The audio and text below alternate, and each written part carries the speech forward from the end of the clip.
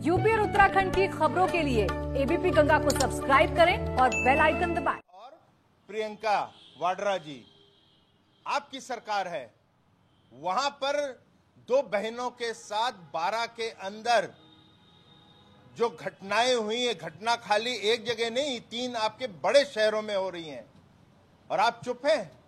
ना आपका ट्विटर हिलता है, ना ही आपकी तरफ से बयान आता है और आप चल पड़े हैं उत्तर प्रदेश के लिए। और दूसरी तरफ मायावती जी, अरे मायावती जी, आपका कार्यकाल जो एससी एसटी समाज के लिए था, विशेष रूप से एससी समाज के लिए जिनकी आप नेता बनती हैं, मायावती जी आप भूल गई कि दलितों के ऊपर 1000, ये हमारा नहीं रिकॉर्ड है, 1000 दलितों का उसमें खून हुआ है आपके दौरान। और आज आप हमें लेक्चर दे रही हैं। आप अपनी उंगली एक हमारे पर उठाएंगी तो आपके ऊपर 2 उंगलियां आएंगी और आप ऊपर मुंह करके थूकेंगी तो थूक आप पे ही गिरेगी। मायावती जी को ये याद रखना चाहिए। जहां तक कि उत्तर प्रदेश का सवाल है, ये योगी जी की सरकार है, कानून व्यवस्था यहां पे दुरुस्त की जा रही है।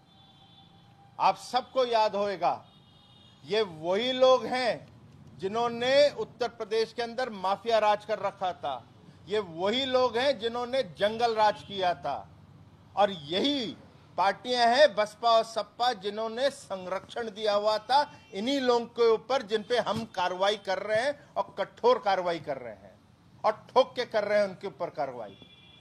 आज पूरा देश उन पर देख रहा है, इसीलिए कहा जाता है उत्तर प्रदेश के अंदर आइए निवेश करते हैं। उत्तर प्रदेश के अंदर कानून व्यवस्था अब अच्छी है।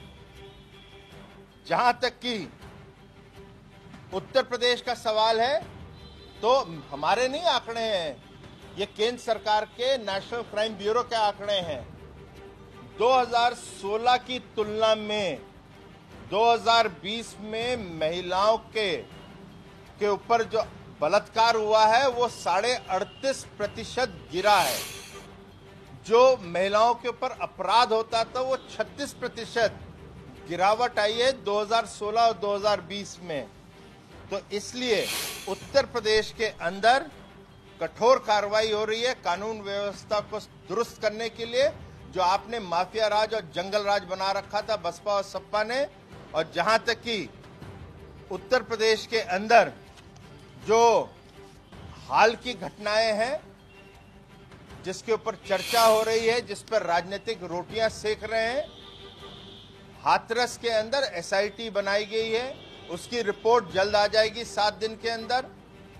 हाथरस के अंदर एफएसएल की फोरेंसिक लैब की भी रिपोर्ट आ रही है। दूध का दूध, पानी का पानी होएगा, फिर जवाब मांगेंगे इनसे सबसे।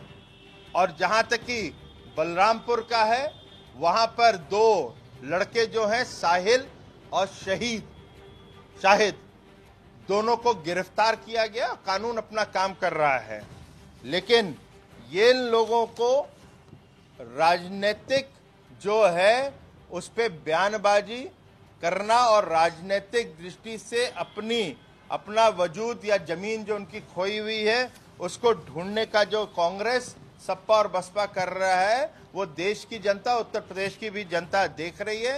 हाँ, कानून वो अपने हाथ में उनके कोई भी लोग लेने का प्रयास करेंगे, कानून अपना कार्रवाई करेगी और ठोस कार्रवाई करेगी।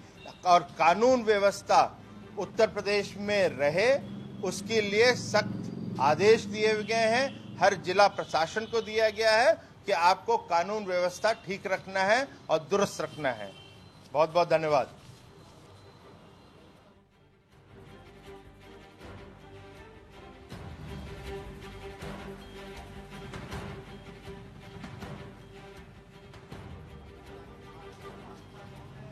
कहीं मायावती का यही मापदंड है ना, तो मायावती के हर शासन में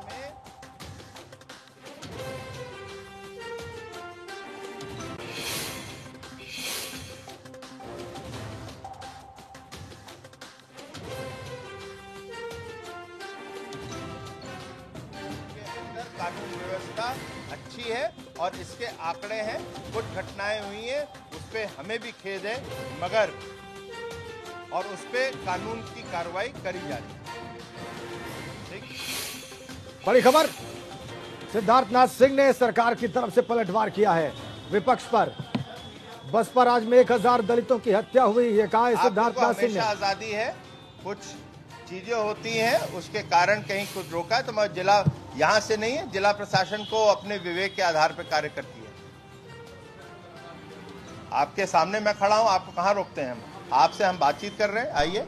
आपसे एक मंत्री बात कर रहा है, प्रवक्ता बात कर रहा है, तो उनका जिला प्रशासन का कुछ अधिकार होते हैं जब वो कानून व्यवस्था को मेंटेन करते हैं। ठीक, धन्यवाद। सरकार के मंत्री सिद्धार्थनाथ सिंह, सरकार के प्रवक्ता सिद्धार्थनाथ सिंह सरकार का पक्ष रख रहे हैं।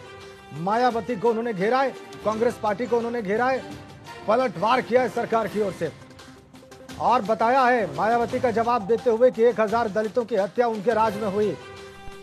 कांग्रेस को उन्होंने कहा कि वो उन दोनों को राजस्थान में जाना चाहिए था।